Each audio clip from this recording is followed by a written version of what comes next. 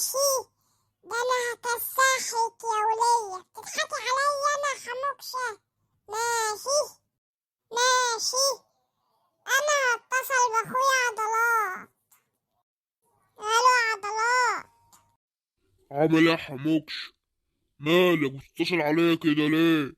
حد مزعلك وانا اجي اكسحهولك؟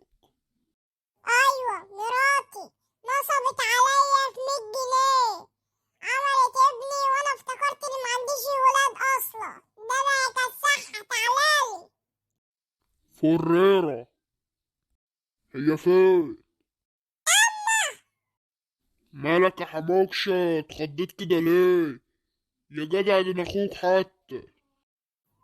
انا وانت ايه؟ انت بطل خارج؟ انت جيت بسرعه كده ليه؟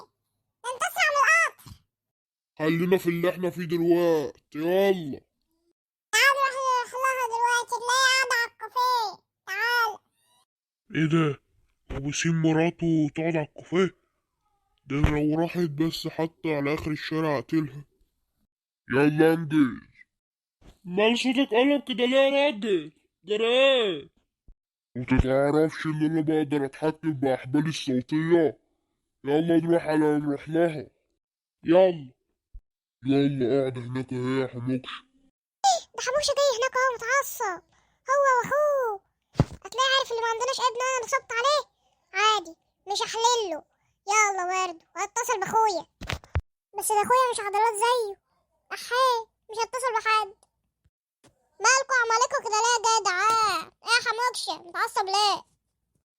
مش عارفة انت يعني؟ مال صوتك قلب كده ليه يا حموكشه؟ متزعلش مني يا حبيبي، متزعلش. وقبل ما نضربك انت طالق بالتلاتة. اطلع عضلات. اي. جدع عضلات، يلا على بيتك.